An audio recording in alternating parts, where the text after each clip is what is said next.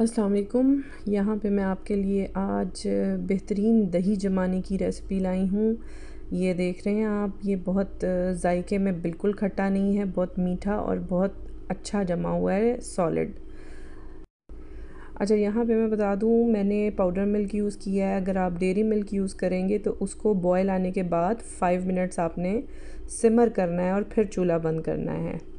यहाँ पे मैंने कूंडे में मट्टी के प्याले में 1 किलो का जो है इसमें मैंने 2 टेबलस्पून दही डाल के फेंट लिया है और साथ यहाँ पे जो दूध है पाउडर मिल्क, उसका दूध बना के 1 बॉयल देना है और चूल्हे को बंद कर देना है और तब तक उतना ठंडा रखना है इसको जिसमें हम आराम से अगर अपनी फिंगर डाल के टेस्ट करें तो इजीली वो अंदर रह सके।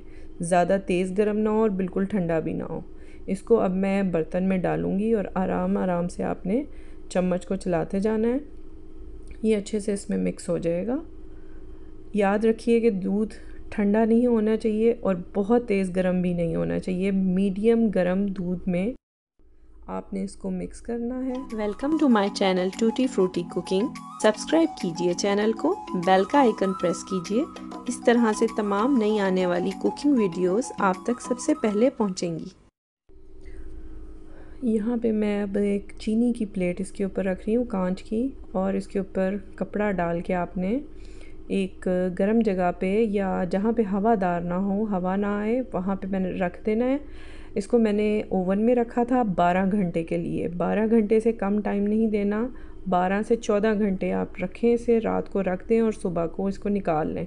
ये बेहतरीन सा जम के तैयार है। इसके अलावा अगर कोई क्यूरी हो तो आप नीचे कमेंट बॉक्स में आंसर क्वेश्चन कर सकते हैं। मैं एज़ सून एज़ पॉसिबल मैं इंशाल्लाह आपको आंसर करूँगी। ये देख रहे हैं माशाल्लाह बहुत अच्छा मज़ेदार दही जमा है। इसको मस्ट ट्राई कीजिएगा, होपफुली आपको पसंद आएगा और आप इसी तरीके से दही जमाएंगे आइंदा। टेक केयर, अपना ख्याल रखिएगा। अल्लाह हाफ़िज़।